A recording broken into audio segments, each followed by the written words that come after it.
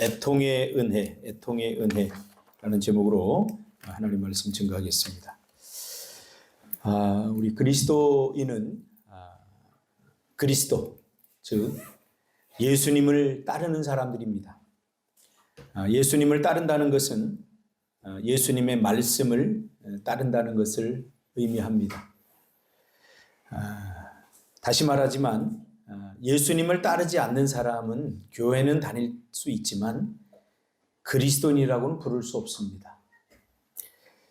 오늘 본문에서 예수님은 그리스도인이란 말이 나오기 전이므로 이 그리스도인이란 말 대신에 천국 백성이라고 그렇게 부르고 있습니다. 예수님은 자신을 따르는 수많은 사람들에게 이 평지에서 첫 번째 설교를 하면서 이런 사람이 행복한 사람이다 라고 말하면서 오늘 본문 설교를 하신 것입니다. 그러므로 오늘 본문은 예수님께서 사역을 하시기 전에 제일 첫 번째 한 그런 설교입니다.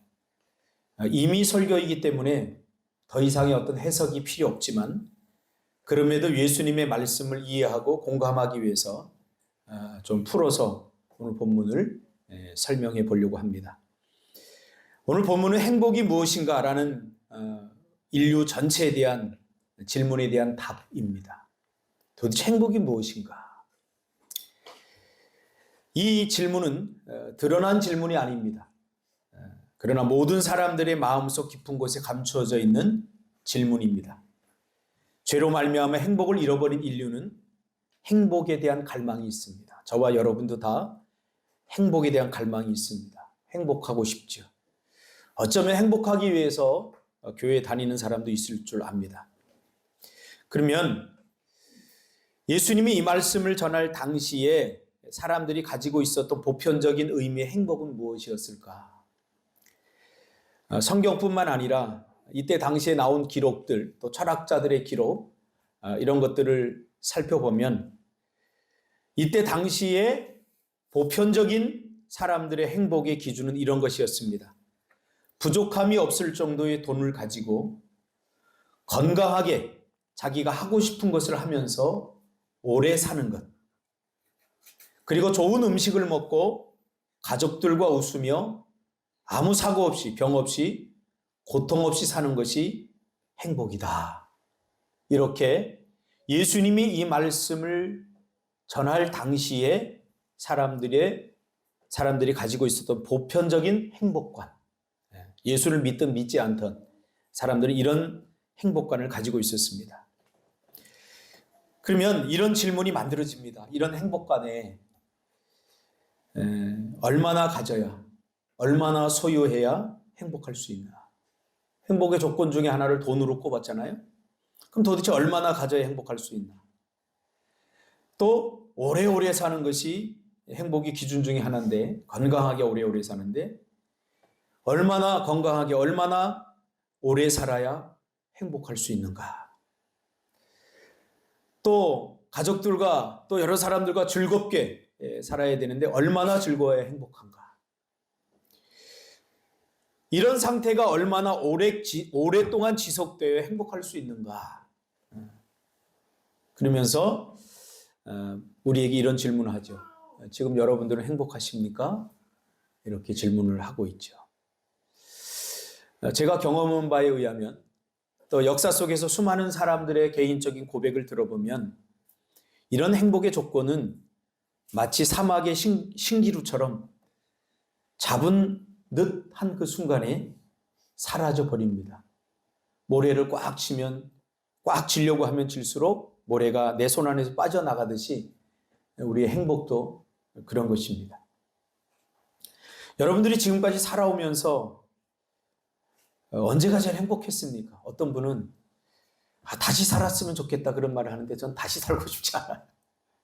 지금이 제일 좋아요. 지금이 제일. 그렇다고 해서 내가 지금 이 보편적인 행복의 조건을 내가 다 갖추고 있느냐? 그런 것 같진 않아요. 오늘 이 행복에 관한 말씀은 즉 누가 행복한 사람인가라는 질문에 대한 답은 철저히 누구의 관점에서 주어진 거냐면 예수님의 관점에서 주어지는 말씀입니다. 여러분들이 가지고 있는 행복관은 보편적인 행복관입니다. 예수를 믿든 믿지 않든 모든 사람들이 가지고 있는, 심지어는 예수 믿는 사람도 세상 사람들과 별반 다르지 않는 행복관을 다 가지고 있어요. 다만 다른 건 뭐냐면 예수님을 통해서 그것을 이루고 싶은 거죠. 예수님을 통해서. 불교 다니는 사람은 석가모니를 통해서 그걸 이루고 싶은 거예요. 그러나 오늘 본문에서 말하는 행복관은 예수님의 눈에 비친 그런 신적 통찰력에 의해서 주어지는 행복관입니다. 사람의 허약한 지식과 제한적인 경험에 의해서 나온 것이 아니라는 거죠. 그래서 흔히 오늘 본문의 행복관을 팔복이다 이렇게 얘기합니다.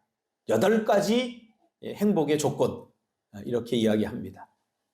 그래서 첫 번째 행복은 심령이 가난한 사람이 행복하다라고 예수님께서 말씀해 주셨고요. 오늘은 그 두 번째 이야기를 하려고 합니다. 애통하는 자가 복이 있다 이렇게 이야기합니다. 왜냐하면 애통하는 자가 하나님의 위로를 받을 것이기 때문이다 라고 말씀하고 있기 때문입니다. 분명한 것은 하나님의 눈에 비친 행복과 사람들이 원하고 바라는 행복은 분명히 차원이 다르다는 것입니다. 이 세상에 위로가 필요 없는 사람 아무도 없습니다. 다 위로가 필요합니다. 심지어 어린 아이들도 다 위로가 필요합니다. 해 아래 살아가는 사람들은 모두 위로가 필요한 사람들입니다. 아무리 인생이 고통스럽고 힘든 애통이 있다고 할지라도 위로가 있다면 그래도 살아갈 만합니다. 위로가 있다면 그 사람을 불행하다고 말할 수 없고 오히려 행복한 일이라고 우리가 말할 수 있습니다. 세상에서 가장 불쌍한 사람, 세상에서 가장 불행한 사람은 어떤 사람인가? 위로받지 못하는 사람입니다. 아무리 힘들고 어려운 일을 겪어도 내 주변에 함께 해주는 사람, 위로해주는 사람이 있다면 우리는 얼마든지 버텨내고 견뎌낼 수 있습니다. 그러면 하나님은 어떤 사람을 위로하신다고 했습니까? 오늘 본문에 보니까 애통하는 자, 애통하는 자. 하나님이 위로하는 사람은 애통하는 자입니다. 예수님은 애통 자체가 복이라고 말씀하지 않습니다. 여러분 애통해 보셨습니까? 애통은 큰 슬픔과 가슴이 저려오는 고통이기 때문에 애통 자체가 복이 될 수는 없습니다. 그러나 애통이 복이 될 수 있는 이유는 그 애통으로 인해서 애통하는 자에게 하나님의 위로가 있기 때문에 바로 애통이 복이 된다고 오늘 본문은 말씀하고 있는 거예요. 애통 자체는 복이 아닙니다. 저는 애통하고 싶지 않습니다. 그러므로 인생을 스스로 즐기는 사람에게는 하나님의 위로가 더 이상 필요하지 않습니다. 하나님은 인생을 스스로 즐기는 자를 위로하지 않기 때문입니다. 그리고 그들은 위로 같은 것도 기대하지 않습니다. 그래서 지금 예수님이 이 평지에서 설교하는, 우리가 보통 상상손이라고 하는데 사실은 더 적합한 의미는 평지 설교입니다. 이 평지에 나와서, 이 들판에 나와서 설교할 때 이 예수님을 따라 나왔던 사람들은 전부 다 애통하는 사람들이었어요. 여기에 자기 인생을 스스로 즐기는 넉넉한 사람들, 그런 사람은 단 한 사람도 따라 나오지 않았어요. 예수님이 이 말씀을 전할 때 이 말씀에 귀를 기울이고 그 멀리까지 예수님을 따라 나왔던 사람들은 전부 다 애통하는 사람들이었어요. 저는 가끔 그런 느낌을 받아요. 설교하면서. 누가 설교에 목숨을 걸고 누가 말씀에 귀를 기울이냐? 자기 스스로 즐기는 사람들, 자기 스스로 넉넉한 사람들은 이 말씀을 더 이상 들을 필요가 없는 거죠. 뭔가 애통함이 있는 사람들이 말씀을 듣는 거예요. 제가 새벽에 말씀을 전할 때 우리 오성훈 집사님이 일일이 기록해요. 그래서 제가 사실 저분 때문이라도 내가 새벽 설교를 몇 명 나오지도 않지만 대충 전할 수 없는 거예요. 누군가는 이번 주에 그냥 어떤 설교했구나 그리고 한 귀로 듣고 흘려버리는 사람이 있는 반면에 누군가에게는 이 말씀이 내 삶을 이끌어가는 어떤 말씀일 수도 있구나 그런 생각을 하게 되면 설교 말씀을 대충 전할 수가 없고 대충 준비할 수가 없어요. 이번에 최병 집사님이 오셔서 저에게 이거 4배만한 노트를 저에게 보내주시면서 거기에 보니까 제가 새벽마다 설교한 설교의 내용들이 빽하게 적혀 있어요. 그리고 저한테 이런 얘기를 하는 거예요. 목사님의 말씀으로 누군가는 힘을 얻고 누군가는 절망에서 일어서고 누군가는 살아갑니다. 그래요. 그 단 한 사람. 제가 청소년 설교할 부흥회할 때도 그래요. 다들 걔네들 뭐 말씀 듣습니까? 막 떠들고 장난치고 막 놀고. 그런데 그 말씀을 들으려고 한 한 사람이 제 눈에 딱 띄어요. 그럼 저는 다른 사람 보지 않고 그 사람만 보고 그 아이만 보고 설교를 하는 거예요. 왜? 그 사람이 애통하는 사람일 수 있기 때문에. 이 평지에 따라 나는 사람들은 모두 애통한 사람들이었어요. 그래서 이들에게 예수님은 이야기하는 거예요. 참 너희들 복되다. 왜냐하면 너희들이 처한 그 애통의 상황이 복된 것이 아니라 그 애통 때문에 나에게 나온 게 아니냐.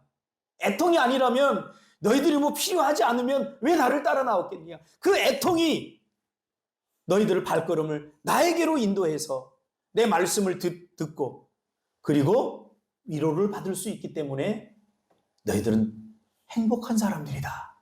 이렇게 이야기를 하는 거예요. 저는 애통 그러면 떠오르는 인생의 몇 장면들이 있습니다. 특별히 애통하는 사람을 제가 가까이서 봤어요.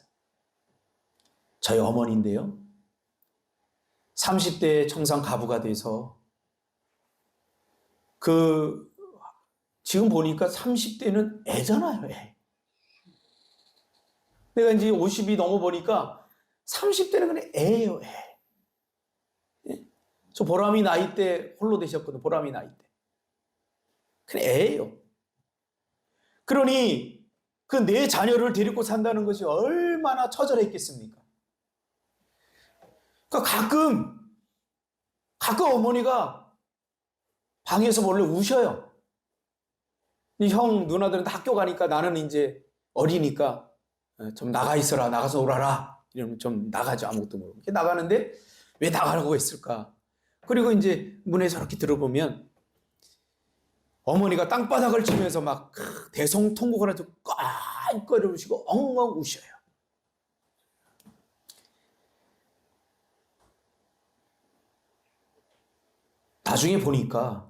나중에 보니까 슬퍼서 우는 게 아니더라고요. 제가 울어보니까, 제가 애통해보니까 슬프면 꺼이꺼이 울 수가 없어요. 뭔가 억울한 일을 당하신 거예요. 여자 혼자 사는데 뭔가 억울한 일을 당하면 꺼이꺼이 울게 돼요. 여러분들도 왜 저 사람들이 저렇게 우나? 자, 이해가 안 되면 억울한 일을 당해보지 않은 사람이에요. 배신을 당해보지 않은 사람이에요. 뭔가 속아보지 않은 사람이에요.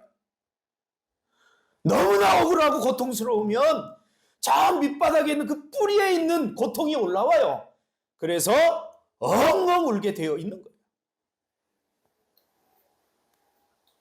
저는 그런 모습을 가끔 봤어요.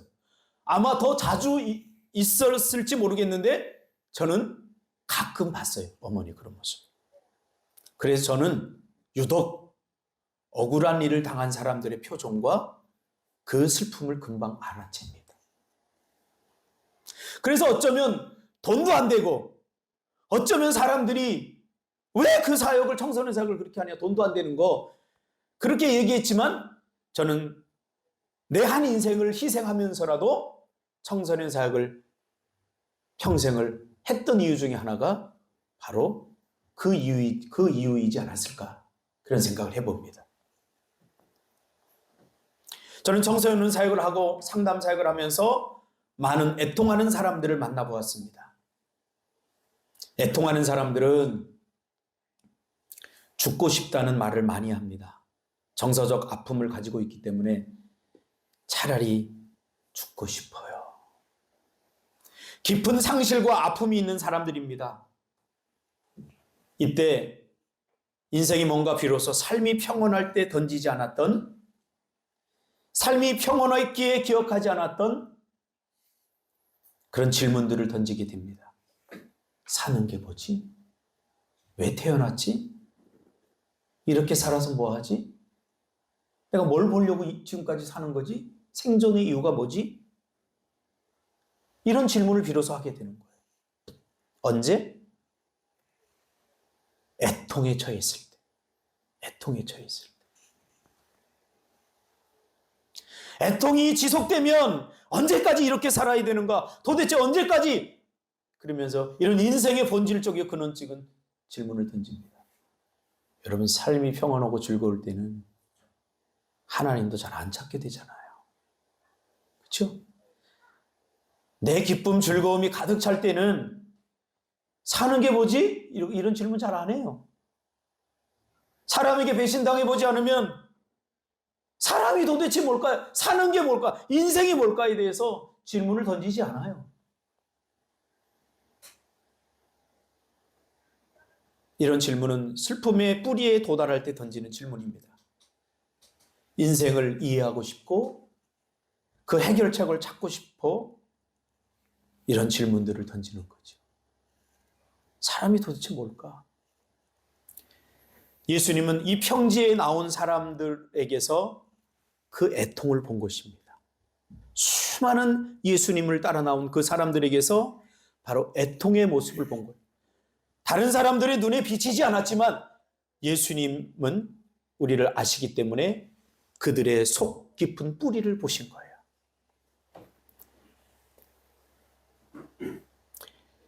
지역 우리 선생님이 이번 주에 청년부 설교를 하는데 그런 안타까운 마음을 저에게 이야기하더라고요.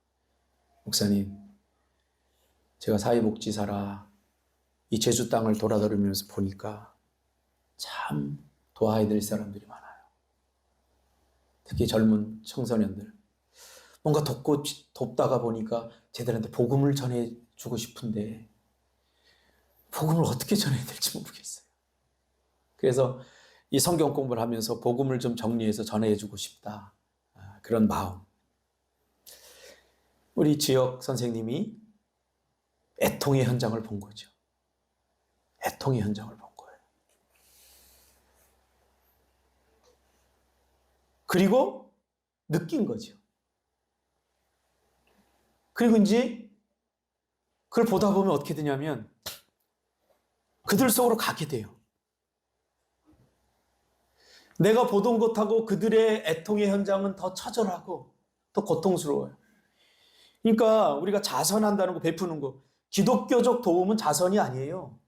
100만 원 던져주고 그건 자기 만족이죠. 그건 도움이 아니에요. 자기 위로지. 자기가 자기 스스로 위로하는 거지. 돕는다는 것은 십자가를 지는 거예요. 기독교적 도움은. 내가 돕는 그 사람을 위해서 내 인생을 희생하는 게 도움이에요, 진짜. 그래서 제가 희수 입사님 처음에 이 돕는 일을 하려고 할 때 조심해라. 너 먼저 배워라 그랬어요. 왜? 함부로 돕다고 나섰다가 너 때문에 더 많은 사람이 실망할 수 있어. 그래서 돈 몇 푼 던져주고 이걸 돕는다고 생각할 수 있어요. 우리 지역 선생님이 본 거예요. 애통의 현장을 본 거죠. 마음 아프죠? 복음을 들었으면 좋겠죠. 왜 그렇게 사는지 안타깝죠? 불과 10년 전에 엄마가 너한테 품었던 생각 그대로 품고 있는 거죠. 아빠가 너한테 품었던 생각. 이제야 네가 그 애통의 현장을 보니까, 애통의 마음을 느끼니까.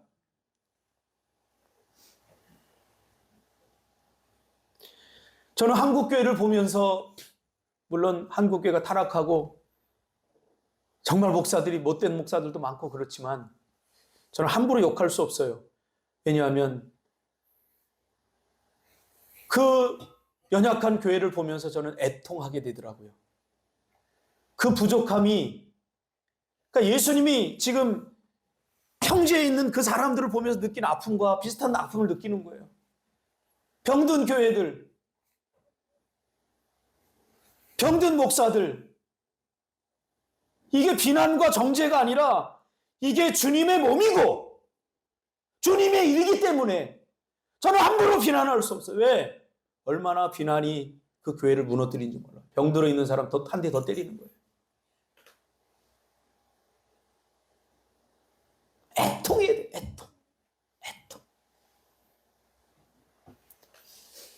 이번 주 개학을 했는데 우리 막내딸이 이제 뭐 삶의 습관이 학습을 할 만한 그런 체질로 준비되지 않으니까 더군다나 기숙사에 있는 학교에 갔으니까 얼마나 힘들겠어요. 그러니까 매일 저녁에 전화를 해서 힘든 이야기를 하는 거예요. 자세하게 이야기는 내가 안 하겠지만. 또 그걸 들으면서 엄마는 또 옆에 질질 울고 있어요. 네, 불보듯 뻔하죠. 그 애도 나름대로 애통하고 있는 거예요. 제가 그랬거든요. 이렇게 네 맘대로 살고 싶은 대로 살면 학교에 적응 못한다. 여러분, 부모가 자녀에게 줄 수 있는 건 사랑만 줘서는 안 돼요. 실패와 좌절도 줘야 돼요. 사랑 준다고 다 준다고 생각하지 마세요. 앞으로 그 아이들이 살아갈 미래는 우리가 살아온 날들보다 더 고달파요. 저는 정말 내가 이 시대에, 나도 어렵게 살았지만 이 시대에 태어나서 이렇게 사는 걸 너무 감사해요. 내가 지금 앞으로 미래에 살아갈 그 아이들을 생각하면 끔찍해요. 어떤 세상에서 어떻게 살아갈까? 그래서 더 강해져야 돼요. 더 단단해져야 돼요. 그렇지 않으면 안 돼요.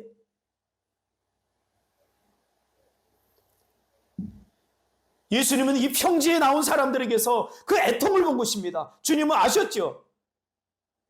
여기에 따라 나온 사람들의 처지와 형편.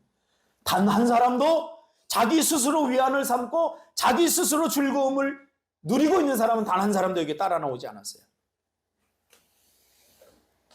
사람들은 언제 하나님을 찾습니까? 큰 슬픔을 주체할 수 없을 때, 배신당해 사람들이 죽도록 싫어질 때, 삶이 마냥 즐겁고 재미있을 때 찾지 않습니다. 절대로. 그러니 애통 자체가 복이라는 게 아니에요. 이런 애통이 원인이 되어서 하나님을 찾는 것, 그래서 하나님의 위로를 받는 것, 이것이 행복이라는 거예요. 저는 이 말이 무슨 말인지 너무나 잘 알겠어요. 애통이 없으면 좋겠지만 반드시 우리는 인생을 살다 애통을 경험하게 됩니다. 이번 주에도 제가, 여러분 꼭 읽어보세요. 이 소설. 7편의 단편으로 되어 있는, 6편인가 7편의 단편으로 되어 있는 바깥은 여름이라는 소설이 있어요. 왜 제가 자꾸 책을 읽으라고 하냐면 우리의 사고의 지평이 넓어져요. 우리 그리스도인들이 너무 한쪽으로 치우쳐져 있어요. 우 아니면 좌로 치우쳐져 있어요. 우리의 삶의 문제가 우 아니면 좌에서 답이 나오지 않아요. 우리가 설명할 수 없고 해석되지 않는 일들이 얼마나 많은지 몰라요. 그러면 우리의 사고의 지평이 넓어져야 돼요. 생각하는.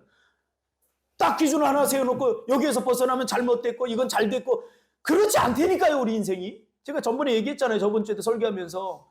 왜 멀쩡한 아이가 강간을 당해서 그렇게 고통스러운 삶을 사냐. 우린 다 답을 낼 수 없어요. 그래서 사고의 지평을 넓혀야 돼요.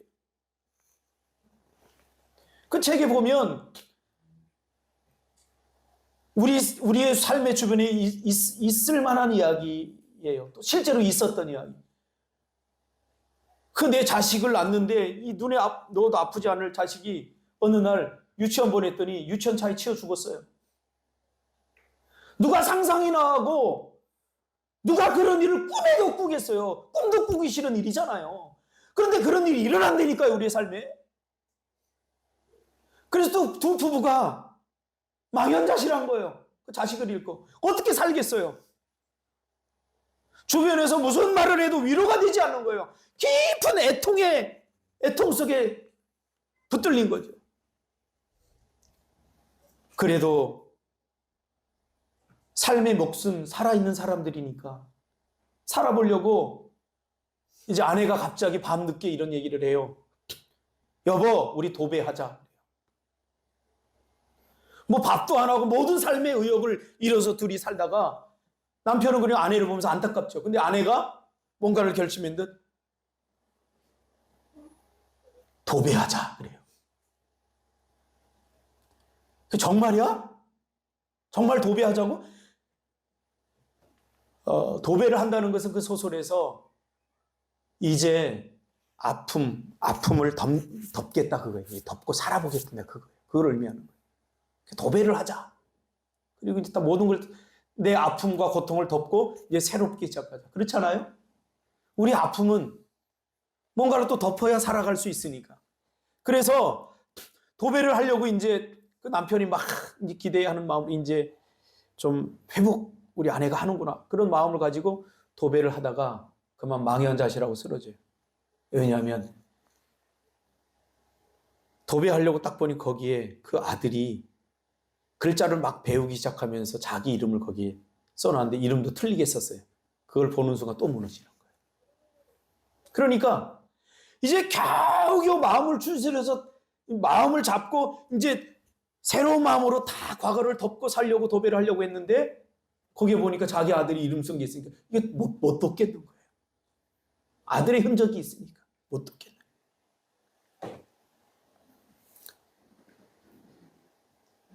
이게 우리의 삶의 현장이에요. 함부로 정죄하고 함부로 비난하고 함부로 아는 척하고 그러면 안 돼요. 저는 목회를 하고 내린 결론이 뭐냐면 여러분 그리스도인이 되지 말고 인간이 됩시다. 먼저 인간이 돼야 돼요. 우리 그리스도인들이 세상 사람들만큼도 못한 그런 양심들, 배려심, 자기 의로 얼마나 꽉 차 있는지 몰라요.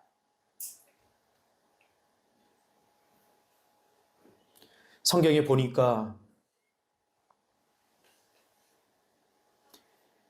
인간은 해답을 구하지만 하나님은 하나님의 얼굴을 구하라고 얘기해요. 다윗의 시편을 보세요. 다윗의 고백을 보면 다윗은 정말 어렵고 힘든 상황에 빠졌는데 하나님 이 상황에서 나를 벗어나게 해주세요라고 단 한마디도 기도하지 않더라고요. 다윗이 그때마다 구한 게 뭐냐면 하나님의 얼굴을 구해요. 이걸 우리 애기들한테 좀 배워야 돼요. 왜 우리가 하나님을 구하지 않냐면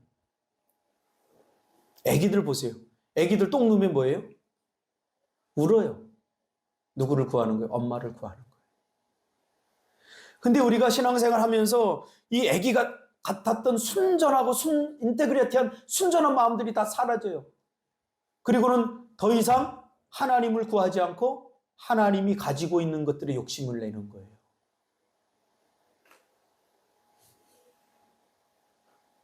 왜 하나님께서 아브라함에게 이삭을 요구했을까요? 이삭이 생기니까 하나님의 얼굴을 더 이상 구하지 않는 거예요, 아브라함이. 하나님이 주신 이삭을 구하는 거예요. 그러니까 하나님이 얼마나 서운했겠어요. 여러분, 하나님을 구하시기 바랍니다. 하나님이 주실 어떤 것, 하나님이 주실 것, 이게 우상이에요. 이게 종교고.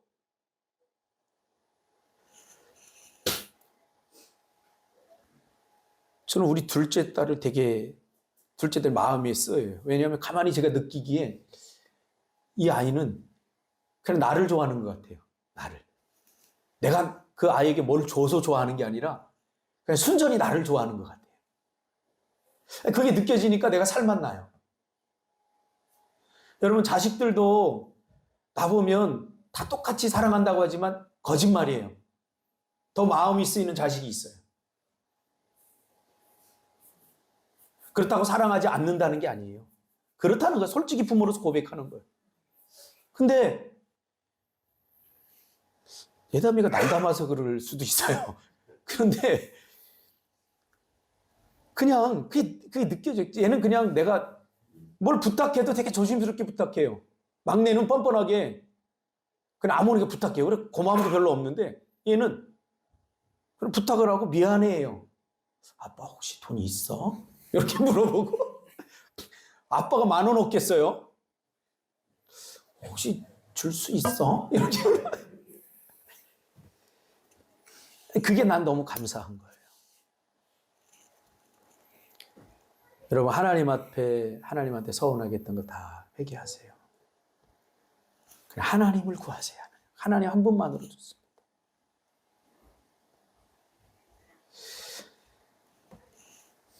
다니엘도 그랬거든. 다니엘도 사자굴에 갇혔어요.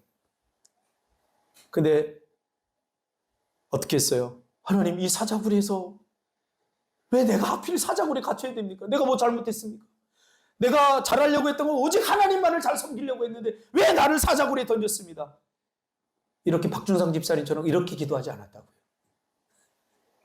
어떻게 해요? 사자굴에 대해서 하나님의 얼굴을 구했어요. 그랬더니 사자굴 안에 들어가서 편안하게 사자 베고 잤어요. 오히려 다리오 왕이 자기가 집어넣고는 어쩔 수 없이 법령을 내렸으니까 집어넣고는 새벽같이 잠도 못 자고 일어나서 야 빨리 다니엘이 죽었나 살았나 알아봐라 그렇게 보냈어요. 그랬더니 오히려 그냥 사자굴에 집어넣은 사람이 더 애달픈 거예요. 가봤더니 어때요? 갔다 와서는 아니 다니엘이 저 사자 베고 지금 아직까지 쿨쿨 주무시고 계신데 그랬어요.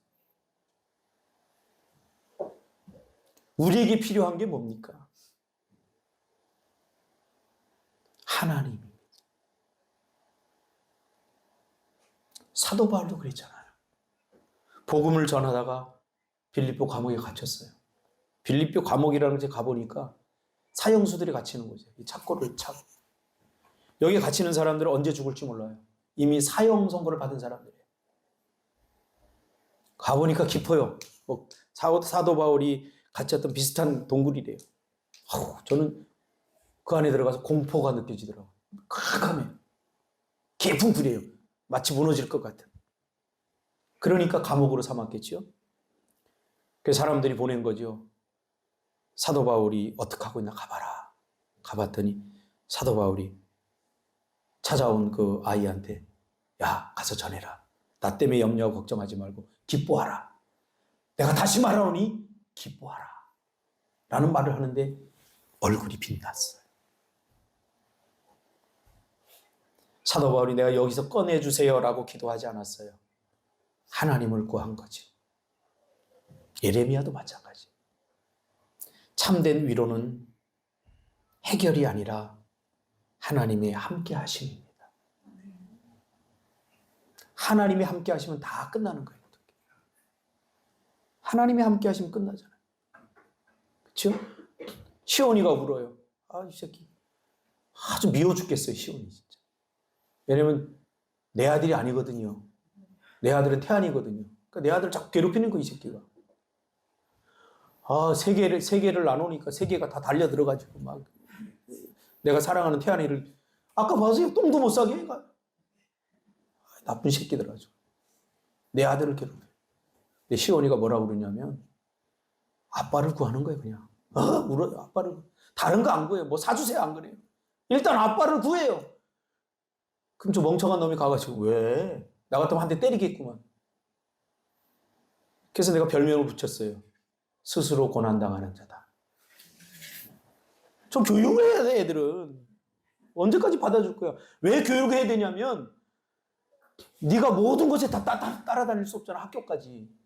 시온이가 살아가야 될 삶의 현장은 그 사랑, 네가 주는 사랑만으로 안 된다니까.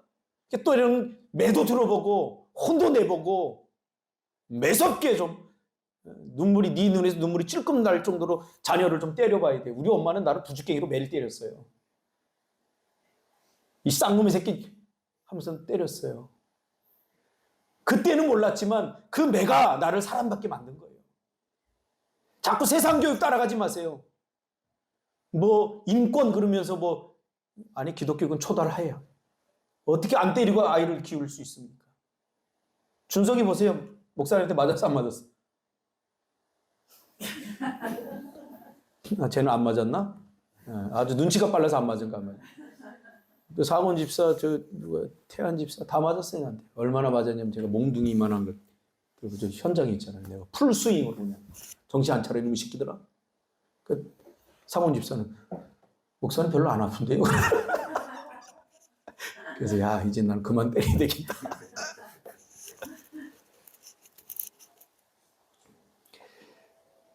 모든 애통 당하고 싶지 않죠.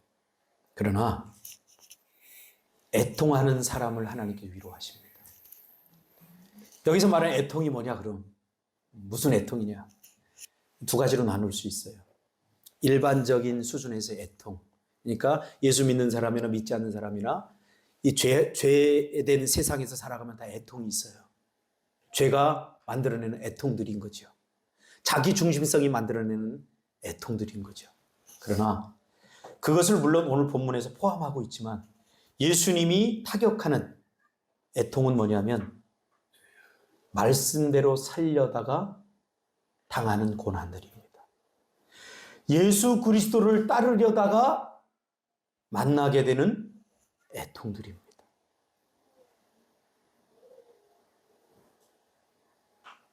우리는 이 애통 가운데 거하지 않으려고 적당히 예수 믿잖아요.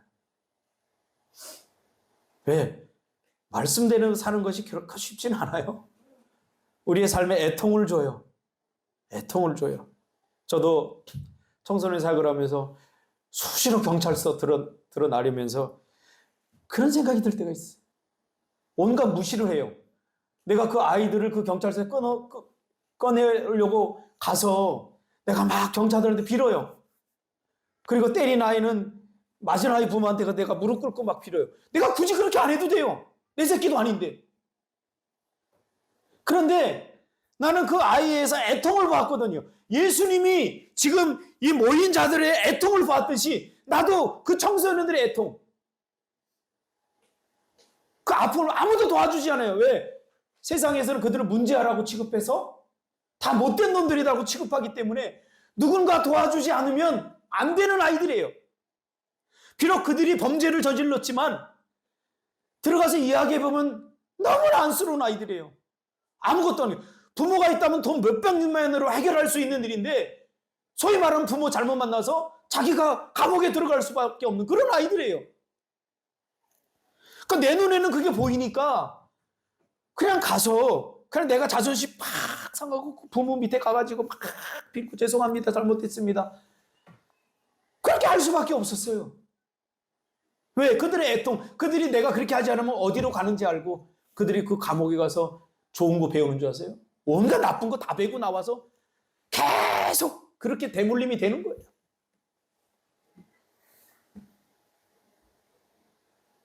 그렇지만 그렇게 해서 아이들이 감옥에 가지 않고 별 달지 않고 이렇게 자기의 삶의 모습으로 다시 돌아와 사는 것, 난 참 잘했다 생각해요. 내가 참 못된 놈이지만 그래도 나중에 하나님한테 가면 그래서 가끔 그런 애들은 전화가 와요. 나는 다 잊었는데. 도움의 원칙이 뭐냐면 돕고 잊으세요. 잊어야 돼요. 그렇지 않으면 상처가 돼요. 만약에 그때 도와줬던 애들이 저한테 뭐라고 그러는 줄 아세요? 목사님, 내가 교회 지어줄게요. 내가 첫 월급 타면 앞으로 11조 100만 원씩 계속 할게요. 그걸 사실로 받지 않고 저는 위로로 받았기 때문에 참 다행이다. 야, 그래도 도와주니까 이런 말이라도 하는구나. 만약에 그 약속이 다 지켜졌으면 저는 지금 충영교회보다 더 큰 교회 짓고 지금 떵떵거려서 못 깼을 거예요. 다 그런 아이들이 자기 살만 하면 다 배신하고 떠나요. 그러나 거기에 요만큼도 제가 서운하지 않는 이유는 그냥 예수님의 마음과 좀 비슷해요.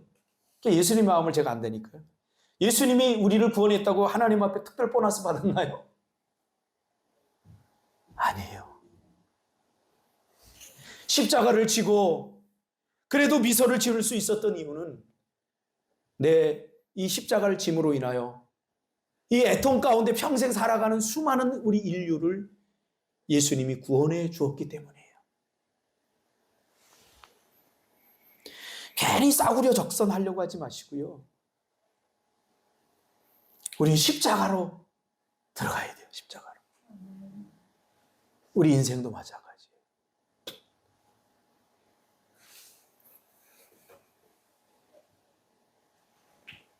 예수님은 애통을 걷어내시기 위한 위로자로 이 땅에 오셨습니다.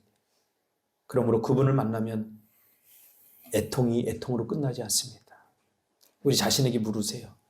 말씀대로 살려고 발버둥치다 우리에게 생겨난 애통들이 있는가? 아니면 그냥 내가 잘 먹고 잘 살기 위해서 이렇게 비교하면서 생긴, 죄짓다가 생긴 애통이 있는가? 다 좋아요. 어떤 이유로든 애통이 있는 자는 주님께 와야 돼요. 그리고 주님께 오면 위로를 받을 수 있어요. 내가 어떤 죄를 지었든 간에. 그리고 나면 그 다음부터 위로를 받으면 주님의 말씀을 따르게 돼요. 주님의 말씀을 따르면 따르는 대가로 주어지는 애통이 있어요. 그러나 그 애통을 두려워하지 마세요. 잃을 것을 두려워하지 마세요. 왜냐하면 거기에 세상이 주지 못하는 가짜 위로가 아니라 진정한 위로를 하나님으로부터 받을 수 있기 때문에 그래요. 제가 여러분에게 감히 말씀드립니다. 이곳에서 제가 목회를 버틸 수 있는 힘은 그 주님의 위로가 있기 때문이에요. 아무도 나를 위로해 주잖아요. 심지어 아내도 위로 안 돼요. 아무리 가까운 사람도 위로가 안 돼요. 누가 위로가 돼요? 함부로 위로하려고 하지 마세요. 아무도 위로가 안 돼요. 그러나 하나님이 위로해 주셔요. 이 한마디, 내가 네 마음을 안다. 왜? 나도 겪어봤거든. 이게 우리를 성숙하게 만들고 우리의 신앙을 더 잘하게 하는 거예요. 제가 지혁이 칭찬했어요. 네가 이제 드디어 보기 시작했구나. 아빠 엄마가 아무리 말해도 안 커요. 징징만 되죠. 그러나 그 애통의 현장을 내가 직접 보면 내가 부족하다고 느꼈는데 내 도움이 필요한 사람도 있구나. 내가 뭔가 조금 도와줘야 되겠구나. 그런 마음이 싹 트기 시작하면서 성장하고 성숙한 거예요. 우리 전전번 중간 우리 찬호 왔었잖아요. 말썽꾸러기. 우리 다 알잖아요. 뭐 애들 막 문제 일으키고 막 때리고 막 말썽꾸러기. 근데 저는 그 아이에게서 애통을 봤어요. 제가 사랑을 줬어요. 캠프 오는데요. 캠프에 입을 옷을 안 싸갖고 과자만 쳐 싸갖고 와요. 캐리어 이만한 거 대짜 큰 거 있잖아요. 거기다 과자 싸갖고 와가지고 캠프 딱 짐 풀어 그러면 딱 열면 요건 오늘 먹을 거, 요건 내일 먹을 거, 요건 그 다음날 먹을 거, 요건 과자 7일치가 쌓여있어요. 왜냐하면 그 스트레스 쌓이니까 물론 그 집에 말 못할 문제가 있어요. 그래서 그 스트레스가 다 이 아이한테 간 거예요. 그 아이가 무슨 죄냐고요. 아이가 그냥 그 애통을 갖고 있어요. 그 사랑을 이렇게 줬더니 위로받은 것 같아요. 갑자기 왔어요. 갑자기. 왜 왔어? 보고 싶어서요, 목사님. 고등학교 2학년 왜 하냐 그랬더니 자기 진로에 문제가 터졌는데 학교를 갔는데 공고를 갔는데 학교 같지 않고 철 냄새가 나요. 기계 깎는 기계과래요. 그러니까 내가 학교를 다니는 거지 공장을 다니는 거지 이제 뭔가 삶에 뭔가 이게 딱 부딪혀 온 거예요. 내가 평생 이렇게 살아야 되나? 뭐 이런 마음들이 이렇게 들기 시작한 거예요. 그래서 내가 뭔가 좀 하려고 하는데 부모님은 그래도 대학은 가야 된다. 뭐 이렇게 이야기하고 막 답답하고. 근데 이제 제가 떠올랐다는 거예요. 제가 한마디로 평정해 버렸어요. 왜냐하면 그래서 힘들어요. 학교 다니기 싫어요. 제가 뭐라고 그러냐면 가지 마. 학교 다니기 싫으면 가지 마. 그럼 뭐예요? 내가 아니야? 네가 알아서 해야지. 공장에 가. 네가 학교 안 다니면 뭐 할 거야? 뭐 논팽이로 살 거야? 공장 가. 아빠 공장 다니는데 다녀. 그랬더니 단 하루 만에 결심을 했어요. 그래서 학교 일단 다녀볼게요. 아직 애통이 뭔지 몰라요. 함부로 말한다는 것은 애통이 뭔지 모르는 거예요. 이 공감 능력이 떨어지는 거예요. 자꾸 머리로만 이해해서 다 아는 것 같은데 공감은 그 사람의 처지가 돼보지 않으면 몰라요. 아무도 몰라요. 누구도 몰라요.